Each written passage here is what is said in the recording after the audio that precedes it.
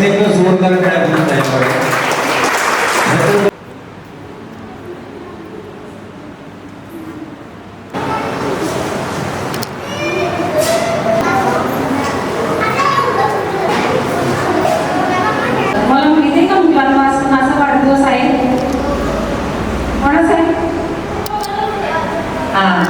बरोबर आहे. हे आपल्या शिवाजी उदय मंडळाचे काय संस्थापक आहेत. तर मी आज त्यांचा थोडासा परिचय करून देत आहे. ते कसे आहे, कसे मोठे झाले, ते स्वतः कसे होते आणि दुसऱ्यांना कसं मोठं केलंय त्यांनी, हे मी तुम्हाला सर्व बालगोपालांना आणखी पालकांना सांगणार आहे. थोडं छोटंसं माझं हे तो मी तुम्हाला थोडा वाचून दाखवते.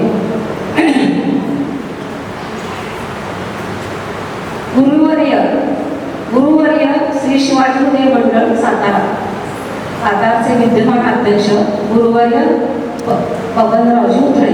त्यांना आम्ही काय म्हणायचं माहिती आहे का? लहानपणी अण्णा म्हणायचो आम्ही. तुमच्याकडे असतानाच मंडळात होतं त्या मंडळाच्या ग्राउंडवर आम्ही खेळलोय आणि त्यांनी आमच्यावर खूप चांगले संस्कार केलेले आहेत. मग त्यांना आम्ही अण्णा म्हणायचो. सेवामूर्ती ख्यातनाम क्रीडा तपस्वी होते. वयाच्या 10व्या वर्षातही युवा संघटन क्रीडा व संस्कार केंद्र यामध्ये अविरत कार्य करत होते. त्यांच्या वाढदिवसानिमित्त कार्य गौरवले. लाल मातीच्या आखीव रेखीव मंडळाच्या क्रीडा मैदानावर लाल मातीच्या, आता आपण बाहेर जर पाहिलं तर आपल्याला लाल माती दिसली की नाही. लाल मातीच्या आखीव रेखीव मंडळाच्या क्रीडा मैदानावर आपले पाय रोवून पांढऱ्या शुभ्र पेहरावातील सातत्य ठेवून युवा पिढीच्या सेवाभावी बुद्धीने कार्यरत असलेले चारित्र्य संपन्न व्यक्तिमत्व म्हणून गुरुवर्यांचा आदर मान आहे. आणि श्री शिवाजी उदय हा त्यांचा ध्यास आहे. शिवाजी उदय म्हणतात ते कायम जितके लहानपणापासून ते पुढं नंतर लग्न झालं, हे झालं, प्रपंच झाला तरी ते कायम ते मंडळात असायचे. आणि आज ते 97 वर्षाचे. त्यांना मंडळाच्या ह्या क्रीडा मैदानातून त्यांना हे लागलं, म्हणजे आरोग्य चांगलं लागलं. शिस्त, संस्कार, क्रीडा व सांस्कृतिक क्षेत्रात दीर्घकाळ युवा संघटन करणारी संस्था म्हणून सातारच्या शिवाजी उदयचा राज्यात लौकिक आहे.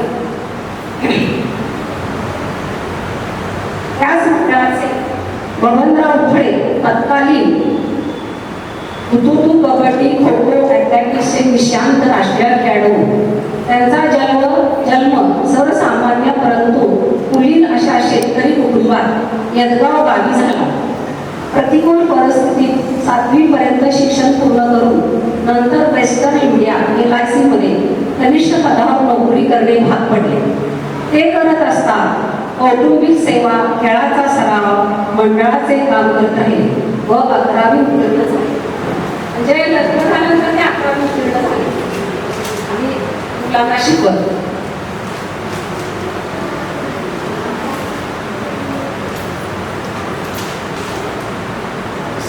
त्यांचे मित्र जे जवळचे होते त्यांची मी आता नावं सांगते. बाळासाहेब सावंत, रमेश जाजू, AR खान, शाहू थोरात, पांडुरंग शिंदे इत्यादी अशा अनेकांचे मार्गदर्शन व सहकार्य लाभले. हे ते आवर्जून सांगतात. सामाजिक सलोखा, बंधुत्व हे व्रत स्वीकारून युवक सेवा केली. गेल्या 7 तपात अनेक युवा पिढ्यातून हजारो युवक खेळाडू त्यांनी घडविले आहेत. संस्था चालविताना, नेतृत्व करताना अनेक अडचणींना तोंड देऊन धैर्याने मार्ग काढत केवळ इच्छाशक्तीच्या जोरावर संस्थेचे काम सलग न थांबता चालू ठेवले. म्हणूनच 7 तपाच्या योगदानामुळे बबनराव गुरुवर्य झाले. शिवजयंती, गणेश उत्सव, सार्वजनिक उत्सवात फेटेदारी युवक, युवतींची शिस्तबद्ध फौज, रक्तदान, क्रीडा शिबिर, भव्य क्रीडा स्पर्धेचे शानदार आयोजन, किल्ले दुर्ग सहली इत्यादी अनेकविध उपक्रम त्यांनी राबवले व ते दिशादर्शक ठरले. ही त्यांची सातारकरांना एक देणगी ठरली. स्वयंशिस्त, समाजाबद्दल कृतज्ञता, नम्रता, सचोटी, परस्पर सहकार्य, मातृपितृसेवा, देशाभिमान, संस्थेची निष्ठा, शिस्तबद्ध दिनचर्या, सेवाभाव, आरोग्य ही त्यांची जीवनमूल्ये साऱ्यांनी पाहिली आहेत. तुम्ही नसतील पाहिली, आम्ही पाहिली. त्यातूनच त्यांचे सामान्यातील असामान्य नेतृत्व फुलत गेले, वाढत गेले व आदर्शवत ठरले. विशेष म्हणजे ते CPA झाले. त्यानंतर वयाच्या 50व्या वर्षी केवळ व्यासंग म्हणून 2 विषयात MA झाले. म्हणजे 50व्या वर्षात ते MA झाले. 50 वर्षात, पण 50 वर्ष रिटायर होतो. एक चांगले युवा संघटन हाताळणारा आदर्श संघटन स्वर्गीय यशवंतरावजी चव्हाण, बाळासाहेब देसाई, वसंतदादा, तसेच शरदचंद्र पवार, विलासराव देशमुख, निळकंठ कल्याणी अशांनीही त्यांना त्याचे काम पाहून शाबासकी दिली. त्यांना अनेक सन्मान पुरस्कारही प्राप्त झाले आहेत. शासनाचा शिवछत्रपती पुरस्कार, मंडळाचा गुरुदक्षिणा पुरस्कार, क्रीडा महर्षी पुरस्कार, सातारा भूषण पुरस्कार, राज्य कबड्डी असोसिएशनचा जीवनगौरव गौरव पुरस्कार, विद्यापीठ सिनेट सदस्य, जनता सहकारी बँक 10 वर्ष संचालक, राजकीय बाबतीत कोणत्याही पदाची अपेक्षा न करता राष्ट्रीय काँग्रेसशी एकनिष्ठ जिल्हा अध्यक्ष म्हणून अनेक पदे भूषवली.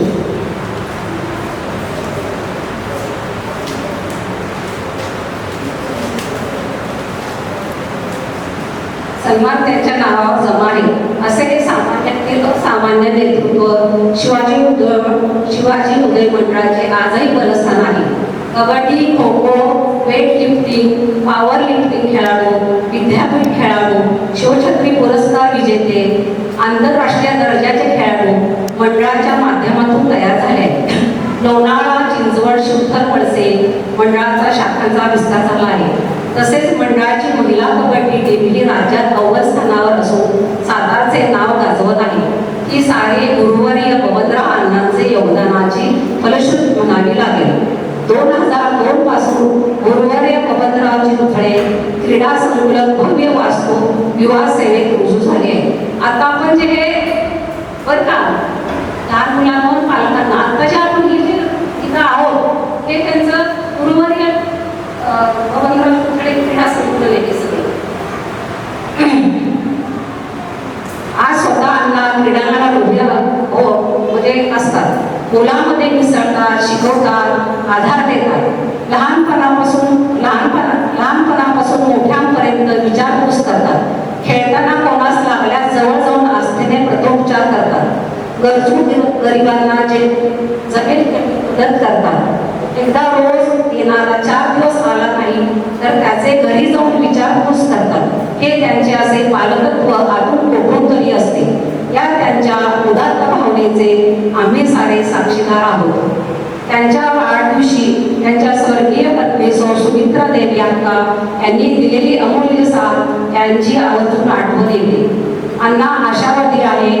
आज युवकांच्या बदलत्या अप्रिय जीवनशैलीबाबत समाज चिंतित असला तरी अण्णांना वाटते हा परिवर्तनातून चांगले उदात्त तेज टिकेल, भविष्यकाल फुले.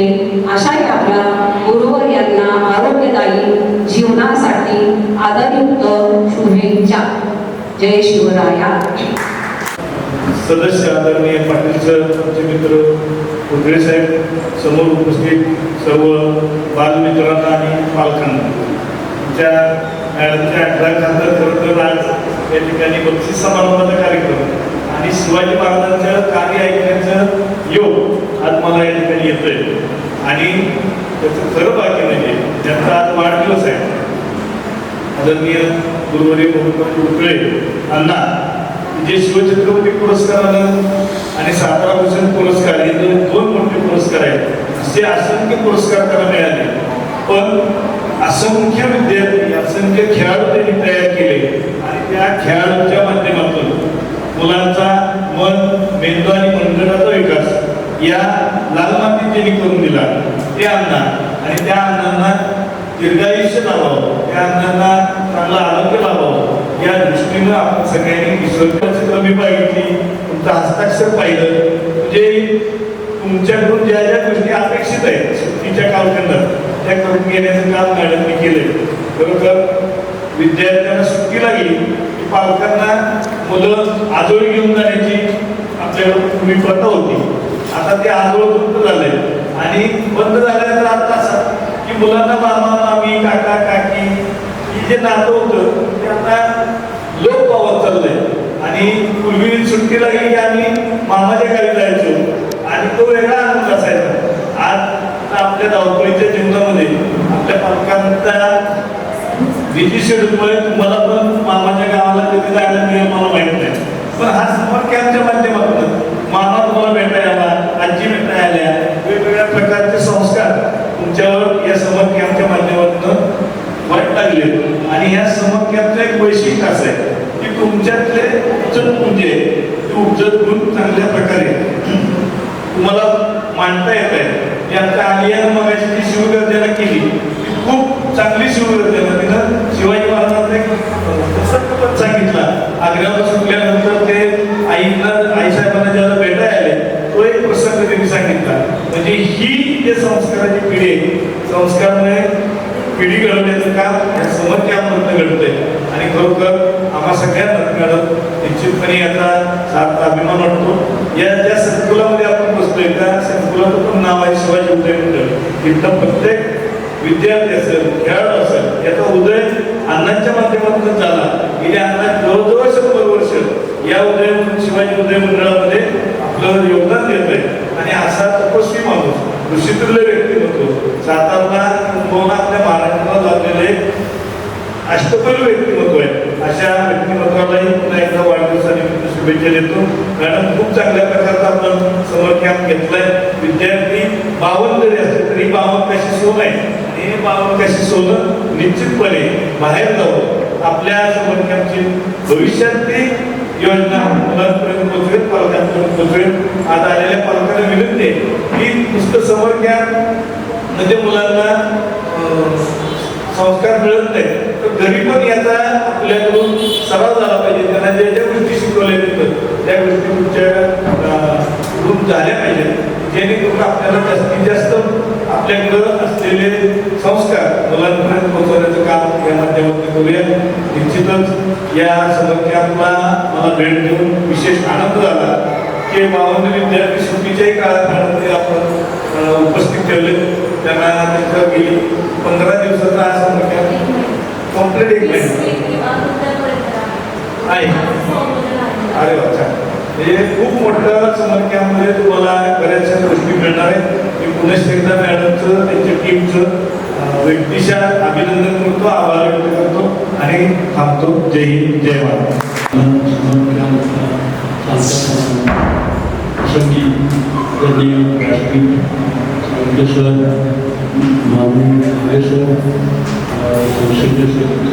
प्रसाद आणि जमलेले पालकवर्गाची विद्यार्थी.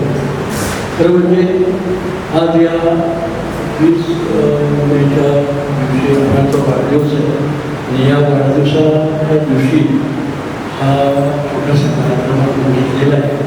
तर खरं पाहता हे अण्णांचं स्वप्न की या संस्थेमध्ये संस्कार आणि संस्कारातून पुढची पिढी कशी निर्माण करायची, काय होतं की संस्कार चांगले असतील तर पुढची पिढी चांगली निर्माण होते. आणि हा त्यांचा उद्देश डोळ्याभर ठेवून हा एक छोटासा कार्यक्रम राबवला होता. आणि या समर कॅम्पसाठी ज्या डोळे मॅडम आहेत त्यांनी खरोखरच आज फार उत्कृष्ट काम केलं आहे. आणि याने ते शिवगर्जनाही केली. एक त्याची पोच पावती आहे त्यांच्या कामाची. आणि हा संस्कार वर्ग जो संस्कार शिबिर आहे हे असं वर्षानुवर्ष कंटिन्यू चालू राहणार आहे. काय सातत्यानं चालू राहणार आहे. तरी सर्व पालकांना आणि सर्व जे शिबिरार्थी आहे त्यांना एक विनंती आहे की यापुढं सुद्धा दररोज 2 तास फक्त शिबिर चालू असेल म्हणजे हा संस्कार वर्गाचा कार्यक्रम चालू असेल. आणि सर्वांनी याच्यापेक्षा जास्त संख्येनं आपण या संस्कार शिबिरातही येणं गरजेचं आहे की ज्यामुळं पुढची पिढी आपल्याला चांगली आणि शिस्तबद्ध आणि राष्ट्र शिस्तीनं मोठं यापैकीच एक काय आपण सुरुवात करतो आणि आज मॅडमला मी धन्यवाद देतो. आज आपण फार आणि पुढची पिढी निर्माण करण्यासाठी चांगले संस्कार निर्माण करतो आणि आपण सर्व त्यासाठी अतुलतेने वाट पाहत आहोत. सरांचं शिवाजी महाराजांचं हे चरित्र आपण ऐकण्यासाठी अतुलतेने वाट पाहत आहे. तरी मी म्हणजे 2 शब्द बोलतो आणि पुढील कार्यक्रम. सर्वप्रथम राधिकाजी यांचं मी मनापासून थँकफुल आहे की त्यांनी आज मला या ठिकाणी संधी दिली की तुमच्यासमोर शिवाजी महाराजचे विचार थोड्या संक्षिप्त प्रमाणात थोड्या एक डिटेल्ड फॉर्मॅटमध्ये तुमच्यासमोर मांडावे. तर राधिकाजी सर्वात प्रथम थँक्यू व्हेरी मच तुम्ही मला ती संधी दिली आणि उपस्थित सर्व मान्यवर त्यांनी खूप चांगल्या पद्धतीने सरांबद्दल जे आता 98 वर्षाचे आहेत त्यांनी ज्या पद्धतीने आज हे सगळे संस्था उभी केलेली आहे खरंच त्यांचं मनापासून वी आर व्हेरी थँकफुल की त्यांनी आज ज्या पद्धतीने आज मुलांना शिक्षण देत आहेत किंवा खूप चांगल्या पद्धतीने मुलांना संस्कार सुद्धा पोहोचवले आहेत. आता हा मे महिना आहे सध्या. ओके, तर सर्वप्रथम मी पालकांचे आणि त्यांच्या मुलांचे हे मनापासून आभार मानतो की मे महिन्याच्या एवढ्या मोठ्या सुट्टीमध्ये तुम्ही वेळ काढून शिवाजी महाराजांचे विचार किंवा शिवाजी महाराजांचा इतिहास जाणून घेण्यासाठी उपस्थिती राहतो. त्याच्यामुळे मी सर्वप्रथम सरचे सुद्धा आणि राधिकाजी तुम्ही या सगळ्यांना खूप चांगल्या पद्धतीने आमंत्रित केलं. ॲट द सेम टाईम पालकांचे सुद्धा तेवढेच मनापासून आभार मानतो की तुम्ही एवढ्या मे महिन्याची सुट्टी दुपारच्या वेळेला ज्याला आपण नॉर्मली झोपेची वेळ म्हणतो 3 ते 5 नॉर्मल खूप झोपतो तो इन दॅट थिंग तुम्ही लोक आज उपस्थित झालात आणि शिवाजी महाराजांनी काय कार्य केलेलं आहे आणि आजच्या काळात एक्झॅक्टली ते कार्य आपण कसं मुलांमध्ये रुजवू शकतो किंवा आपल्या स्वतःमध्ये सुद्धा आपण रुजवू शकतो याची थोडीशी मी तुम्हाला एक इन्फॉर्मेशन किंवा एक व्याख्यान या ठिकाणी देतो. सर्वप्रथम मला सांगू शकतो की तुम्हाला आयुष्यात पुढे होऊन काय व्हायचं आहे. कोणीही हातवर करून सांगू शकतो की तुम्हाला काय व्हायचं आहे. तुमच्या आई वडिलांनी म्हणा किंवा तुम्ही स्वतः सुद्धा असं काही आता ठरवलं आहे की मला पुढे जाऊन डॉक्टर व्हायचं आहे किंवा इंजिनियर व्हायचं आहे किंवा स्पोर्ट्स पर्सन व्हायचं असेल काही काय व्हायचं बाळांनो? काय व्हायचं तुम्हाला हात वर करून सांगा.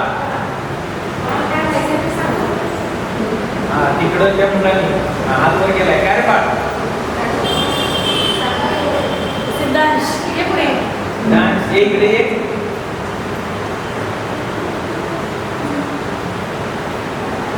डान्स पुढे आलाय. जोरदार टाळ्या वाजवू त्यासाठी.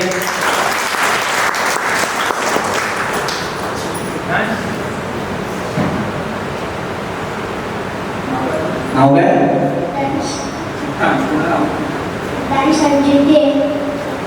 तुला काय व्हायचं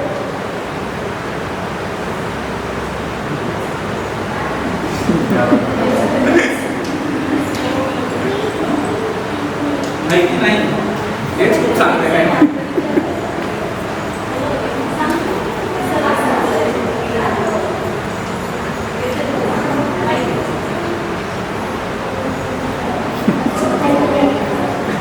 अजून कोण आहे का पुढे सांगता?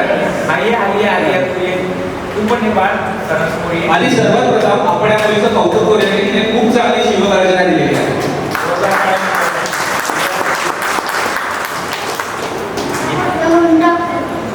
डॉक्टर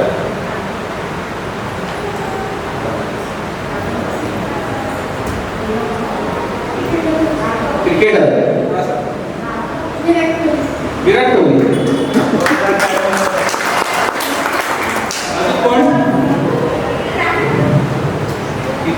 तिथूनच सांग बाळ. काय पाहिजे तुला? तिथूनच सांग सांग सांग तिथूनच. पोलीस जोरदार टाळ्या वाजवून द्या. अजून मी तुझ्या हातवर केलं पाहिजे. सांग सांग. हा जोरदार टाळ्या वाजवून द्या यासाठी. ओके, आता कोणाला डॉक्टर व्हायचं आहे, कोणाला क्रिकेटर व्हायचं आहे. ओके, आज तुम्ही असा विचार करा की आज तुमच्यापैकी बऱ्याच जणांना बऱ्याच गोष्टी व्हायच्या असतात. जसं की तो मुलगा म्हणाला त्याला क्रिकेटर व्हायचं त्याच्यासारखे अजून बरेच लोक आहेत की त्यांना क्रिकेटर व्हायचं आहे, जसं की तुला डॉक्टर व्हायचं, बरोबर? तर तुझ्यासारखे असे भरपूर लोक आहेत की त्यांना डॉक्टर व्हायचं आहे. तुझ्यामध्ये अशी कुठली वेगळी गोष्ट आहे की ज्याच्यामध्ये तुला डॉक्टर बनण्यासाठी किंवा त्याला क्रिकेटर होण्यासाठी उत्स्फूर्त करेल? असं काय वेगळेपण आहे आपल्यामध्ये? जसे की शिवाजी महाराजांना असं काय वेगळेपण तुला जाणवतं किंवा असं आपल्या प्रत्येकामध्ये असं काय वेगळेपण आहे जेणेकरून आपण ज्या ठिकाणी आपल्याला जायचं आहे किंवा ज्या ठिकाणी आपल्याला मार्ग करायचा आहे तो मार्ग हा आपण स्वतः डिसाईड करतो? असं कुठलं असं काही तू ठरवलं आहे का किंवा त्यांनी क्रिकेटर होताना काही ठरवलं आहे? जिजाबाईंनी जेव्हा शिवाजी महाराजांना घडवलं, एक छोटीशी गोष्ट सांगतो तुम्हाला. आपण सगळे खेळ खेळतो मातीतले. तुम्ही मातीत कुठले कुठले खेळ खेळता? कोण सांगू शकेल? कुठला? कबड्डी. ओके, अजून कुठे कुठे आपण खेळ खेळतो? कोणी किल्ला बनवलाय? किल्ला नागपूर करा दिवाळीच्या दिवसात, दिवाळीमध्ये किल्ला बनवलाय. असाच किल्ला एकदा जिजाबाईंनी शिवाजी महाराजांना बनवायला सांगितलं. शिवाजी महाराज आणि त्यांचे मित्र असे किल्ले बनवत असतात. प्रसंग थोडा लक्षात घ्या, चित्र डोळ्यासमोर आहे.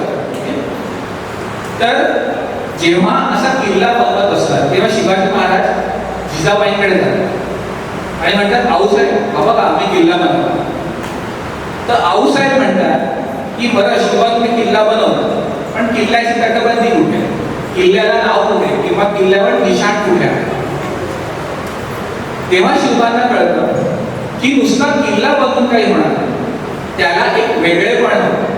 जसं की असं डॉक्टर बनते किंवा त्याला क्रिकेटर व्हायचं आहे. तर असं कुठलं वेगळेपण आहे आपल्याकडे की जेणेकरून त्या फील्डवर किंवा त्या ऑक्युपेशनवर आपण फक्त आपलाच ठसा उमटवू शकतो? जसं की शिवाजी महाराजांनी किल्ल्याला भगवा झेंड्याचं निशाण केलं खेळतानाच. म्हणजे आज आपण चाइल्ड सायकोलॉजी म्हणतो किंवा चाइल्ड अपडेटमेंट म्हणतो, म्हणजे आपण लहान मुलांना आपण कसं घडवायचं. पण जसं की सरांनी सांगितलं की संस्कार खूप महत्त्वाचे आहे. नक्कीच संस्कार डेफिनेटली महत्त्वाचे आहे, पण संस्कार रुजवताना आपण कुठल्या पद्धतीने किंवा आपण कुठल्या आयडेंटिटीने ते संस्कार रुजवतो हे सुद्धा महत्त्वाचं आहे.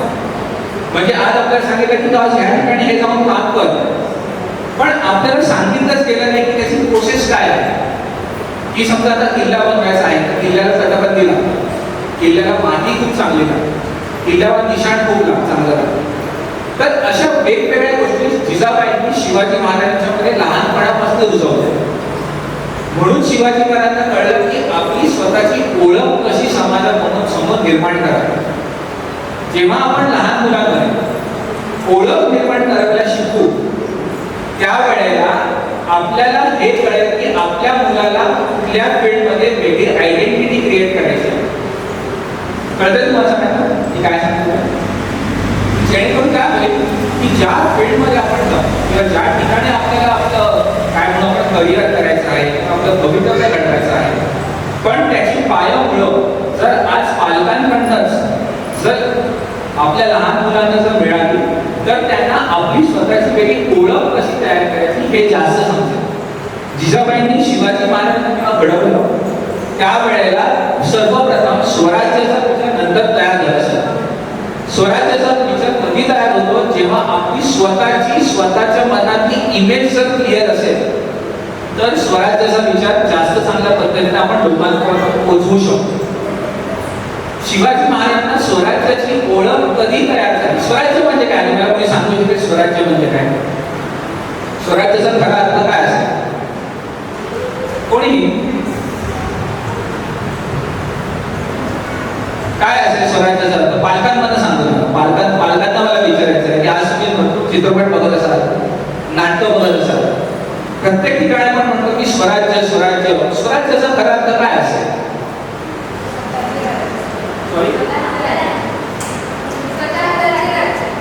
स्वतःचं राज्य बरोबर आहे, ती डेफिनेशन झाली, पण स्वराज्याचा खरा अर्थ काय असेल? काय असेल स्वराज्याचा?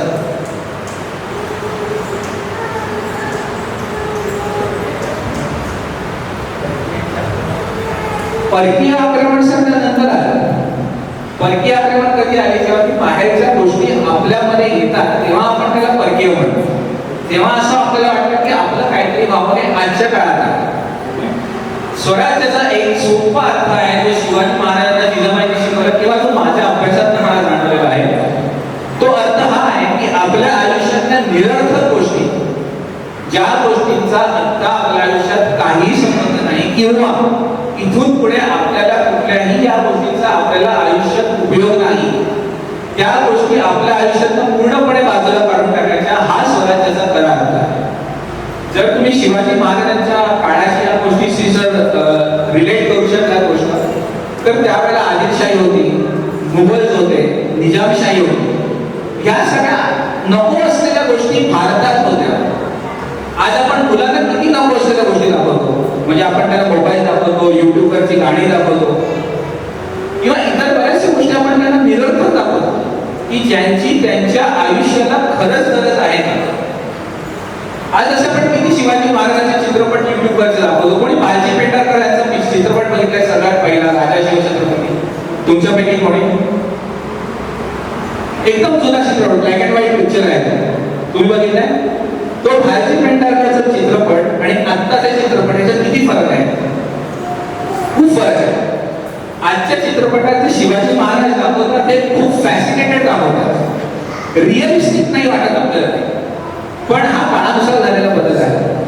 तसंच आता ही गोष्ट आज आपण चित्रपट बघतो किंवा नाटक बघतो शिवाजी महाराजांचं, आज जर तुम्ही त्याच्यातला जो बदल बघितला तर भरपूर शिवाजी महाराजांचे रोल केले गेले, पण त्याच्यातनं आपल्या मुलांना काय कळलं हे आपण घरी जाऊन विचारतो का की आज तुला शिवाजी महाराजांचा चित्रपट बघून किंवा नाटक बघून किती गोष्टी कळल्या, असं कोण विचारतं पालकांमध्ये? पालकांमध्ये कोणी असं विचारतं की तुम्ही याच्यातनं काय शिकला किंवा याच्यातनं काय बोध मिळाला, असं आपण कोणी विचारतो मुलांना? किंवा त्यांच्या मनातलं स्वराज्य कुठलं आहे किंवा त्यांच्या मनात त्यांचं स्वतःचं राज्य कुठलं आहे की जेणेकरून ते पुढे जाऊन ते लोकांना सांगणार आहे, असं आपण तरी विचारतो मुलांना की नाही आज तू शिवाजी महाराजांचा चित्रपट बघितला तर तुला याच्यातनं काय कळलं आणि आज ही गोष्ट तू तुझ्या शाळेतला अभ्यासक्रमात किंवा इतर कुठेही शाळेत डॉक्टर बनायचं असेल किंवा एखादा कोहली बनायचं असेल तर ती तू कशी वापरू शकतो, असा आपण प्रश्न कधी विचारतो का मुलांना? पालकांना माझा प्रश्न आहे हा की असं आपण कधी विचारतो मुलांना एखादा चित्रपट दाखवल्यानंतर? हाच प्रॉब्लेम आहे. प्रत्येक वेळेला जेव्हा आपण कुठलीही गोष्ट करतो त्यावेळेला स्वतःला बरोबर प्रश्न विचारणं हे खूप महत्वाचं आहे. शिवरायांनी जेव्हा स्वराज्य स्थापन केली त्यावेळेला त्यांनी स्वतःला अगदी बरोबर प्रश्न विचारले. त्यांनी हा प्रश्न कधी नाही विचारला की मी निजामशाहीकडे जाऊन नोकरी करू का किंवा आदिलशाहीकडे जाऊन नोकरी करू का. त्यावेळेला सर सोपा मार्ग होता सगळ्यात, कोणी नोकरी करावी, चाकरी करावी किंवा पुढे जाऊन स्वतःच राजा म्हणून घोषित करावा, हा सगळ्यात सोपा मार्ग होता आजच्या त्या काळात. तसे आजच्या काळात सुद्धा आपल्या मुलांसमोर सोपे मार्ग आहे, पण सोपे मार्ग हे सगळ्यांसाठीच असतात. आपल्यासाठी कुठला तरी वेगळा मार्ग निवडला गेला असेल ही सुद्धा गोष्ट जर जाणून घेणं खूप महत्त्वाचं आहे. पालकांना मला या ठिकाणी हेच सांगायचं आहे की आज आपण एका सिस्टीममध्ये फॉलो करतो, एज्युकेशन सिस्टीम्स म्हणा किंवा इतर सगळ्या सिस्टीम्स आपण फॉलो करतो, पण त्या सिस्टीम्स फॉलो करताना खरंच त्या आपल्यासाठी बनले आहेत का किंवा आज खरंच त्या सिस्टीमचा मुलांना कितपत उपयोग होतोय किंवा आपलं मूल कशा पद्धतीने पुढे जाणार आहे हे आपण खरंच जाणतो का, हा सगळ्यात महत्त्वाचा मुद्दा आहे. जिजाबाईंना तेव्हा ऑप्शन होता शिवाजी महाराजांना सांगायला की शिवा तू आदिलशाहीकडे जाऊन नोकरी कर किंवा मुघलांकडे जाऊन नोकरी कर, पण त्यांनी तो पर्याय सुचवला नाही. त्यांनी त्यावेळेच्या सिस्टीमच्या विरोधात जाऊन स्वराज्य निर्मिती कशी कर हे शिवरायांना शिकवलं, म्हणून आज ते छत्रपती आहेत. आणि त्यांचा वेगळेपणा आपल्या महाराष्ट्राला असेल किंवा आपल्या देशाला व्यवस्थितपणे माहिती आहे की शिवाजी राजे काय होते. अफजल खान कोणाला माहिती? अफजल खान कोण होता? अफजल खान कोण होता? अफजल खान कोण पालकांपैकी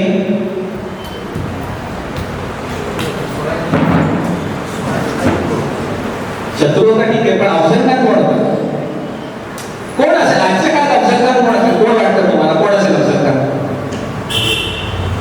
आणि त्याचा वध करायचा असेल तर आपण कसं करणार? सर तुम्हाला पण प्रश्न आहे माझा की आजच्या काळात आपल्याला अफजल खान कोण वाटतं? कोण असेल अफजल खान आजच्या काळात? कोणी सांगू शकता? मध्ये सांगू शकता, डोक्यांमध्ये स्टेजवर बसलेले असेल किंवा राधिकाची तुम्ही सुद्धा सांगू शकता की कोण असेल अफजल खान आज? कोणी सांगू शकता? कोणी? हा बलाढ्य सरदार आणि त्याची एक महत्त्वाची अंश होते की आपण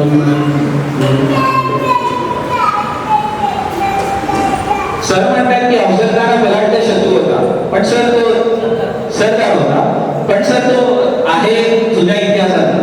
आपण जर आजच्या काळात बघतोय तर आजच्या काळात अफजल खान कोण असेल? कोणी सांगू शकतो? अफजल खान आपण स्वतःच होतो हे माहिती का कोणाला? हात वर करा. कोण याच्याशी ऍग्रीड आहे?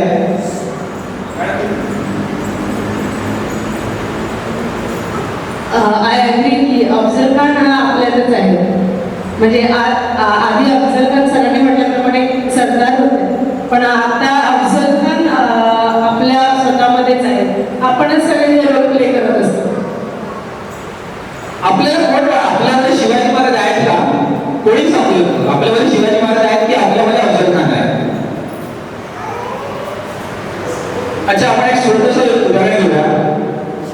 कोणाला गणित हा विषय आवडतो? की कोणाला कुठला विषय आवडत नाही? कुठला विषय कोणाला आवडत नाही? कॉमनली कोणी पण एक सांगतात की कुठला विषय आवडत नाही. सायन्स आवडत नाही, मॅथ्स आवडत नाही, इतिहास आवडत नाही, भूगोल, कुठला विषय आवडत नाही? कोणी? पालकांना माझा विषय की तुम्हाला कुठलं ऑक्युपेशन आवडतं? सगळे सर्व्हिस करतात की हाऊस वाईफ आहे?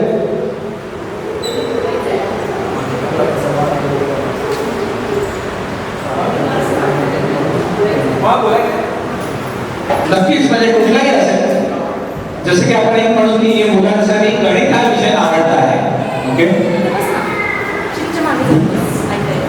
मुलांसाठी गणित हा विषय आवडता आहे. तर ऍज अ पालक म्हणून किंवा ऍज अ पालक किंवा पॅरेंट्स म्हणून तुम्ही त्यांच्यासाठी काय काय गोष्टी करू शकता? गणित आवडत नाही कोणाला, समजा आता तुमच्यापैकी एखाद्या कुठल्या मुलीला गणित हा विषय आवडतो, तर तुम्ही काय काय करू शकता त्यांच्यासाठी की गणित आवडेल किंवा गणित या विषयावर मात करता येईल?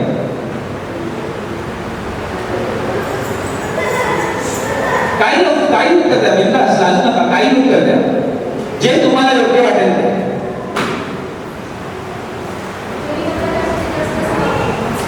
गणिताचा जास्तीत जास्त सराव करू. बरोबर. अजून एक?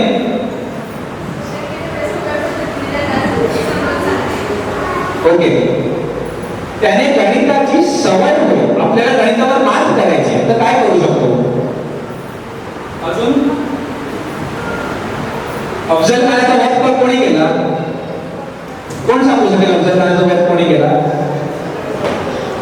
हा ना खूप सोपा प्रश्न आहे, पण तेवढाच कठीण ते केलं. कोण सांगू शकेल अफजल खानाचा वध कोणी केला?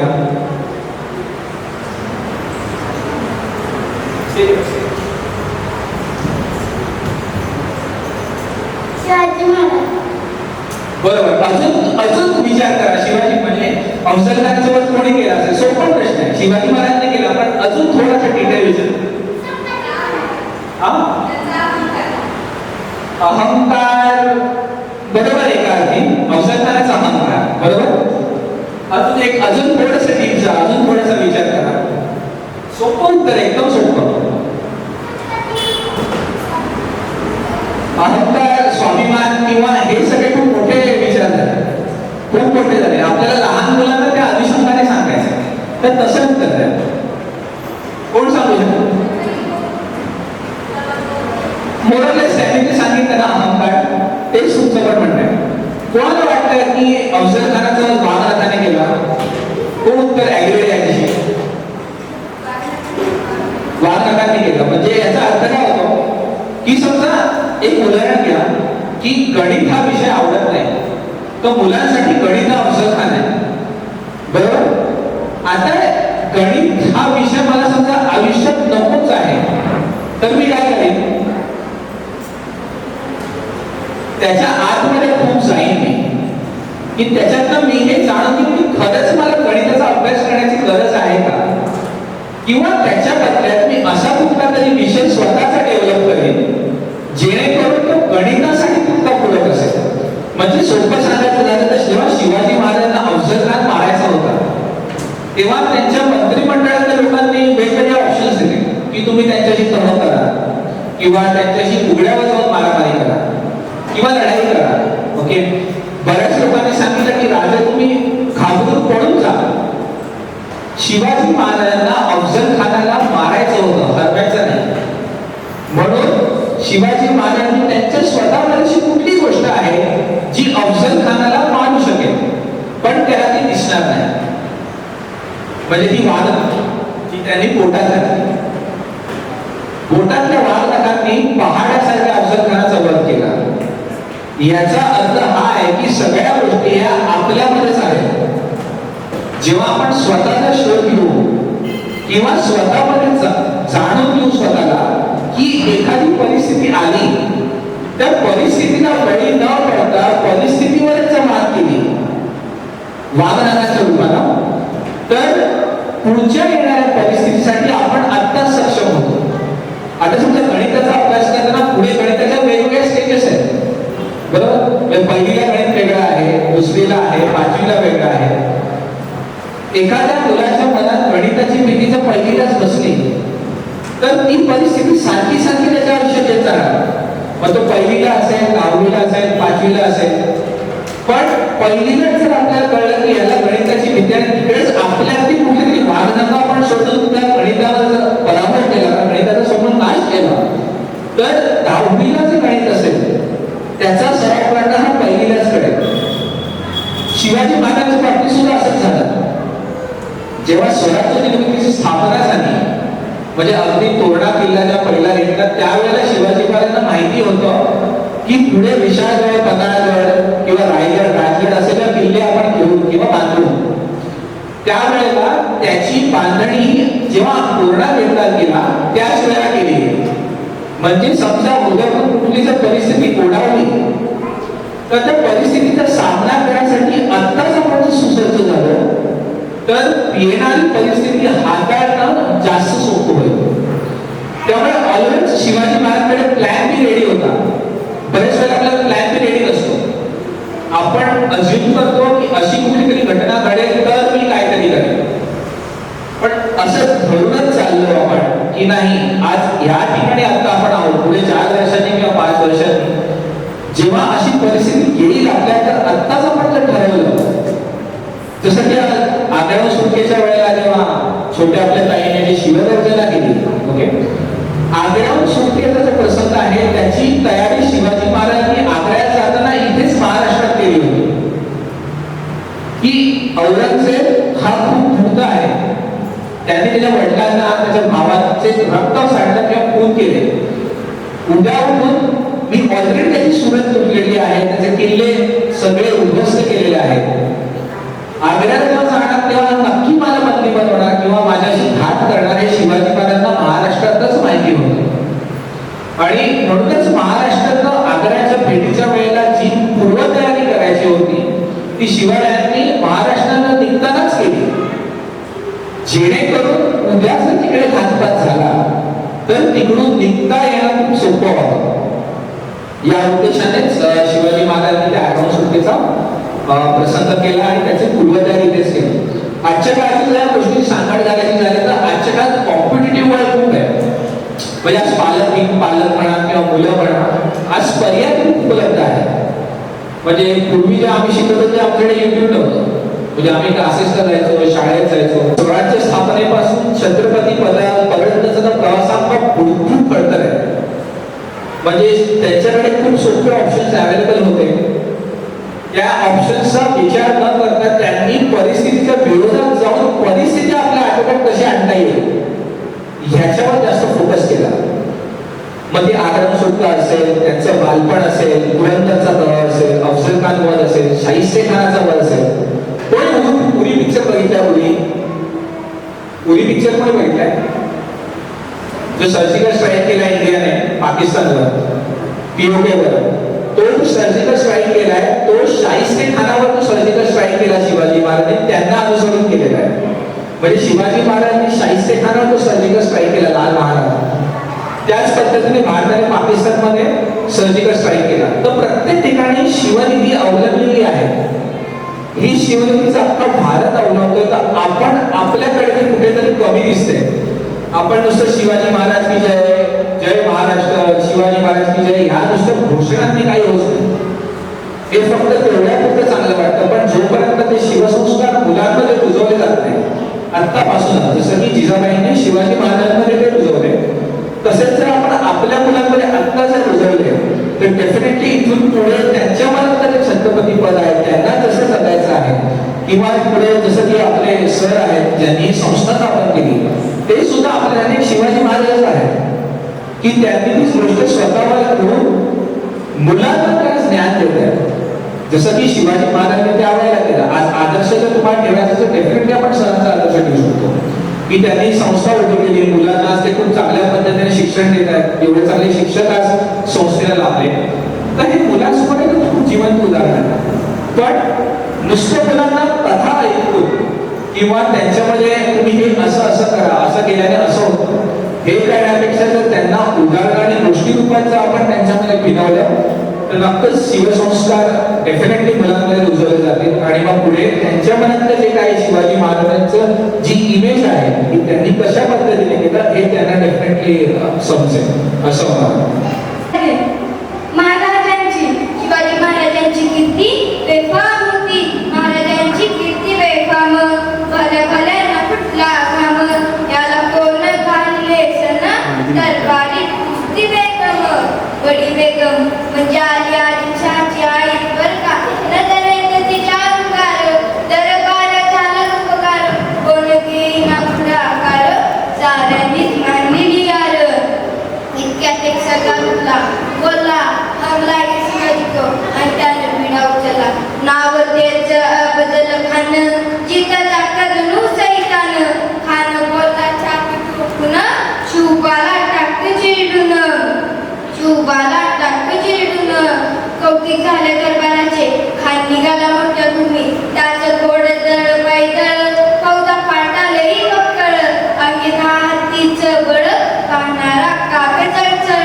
वाटेत भेटतील त्याला चिडी ठिची, खानाची सेना निघाली, गाव लुटली, एवढं उद्ध्वस्त केली, आया बहिणीची आपली लुटली. कोण कोण रत्नाने वादळ, आता शिवबाचं काही खरं नाही. इकडे निजाम, तिकडे मुघल, पलीकडे इंग्रज, जो तो हेच बोलू लागला. राजाची सेना मुघल, खानाला कसा ठोकणार, काही लढवावा म्हणणार, चिंतेत पंत सरदार.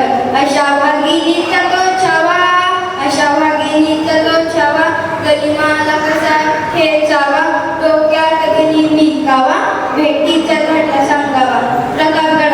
प्रतापगडावर आमने सामने खानाने भेटीचा सांगावा. हसत हसत कबूल केला, हसत हसत कबूल केला. दिवस ठरला आणि ठरल्याप्रमाणे प्रतापगडच्या पायथ्याशी खान, प्रतापगडच्या पायथ्याशी खान, प्रतापगडच्या पायथ्याशी खान, प्रतापगडच्या पायथ्याशी खान, आला बेगुमान नाही त्याला त्यात. शिवाजी राजाच्या करमतीची, शिवाजी राजाच्या करमतीची, त्यास नाही जाणीव शक्तीची, त्यास नाही जाणीव शक्तीची, करील काय कल्पना युक्तीची, जी जी जी जी जी जी, करील काय कल्पना युक्तीची, जी जी जी जी जी जी. खानाच्या भेटीसाठी एक शारदा अशा नौका, भेटीसाठी शानोबरीला, भेटी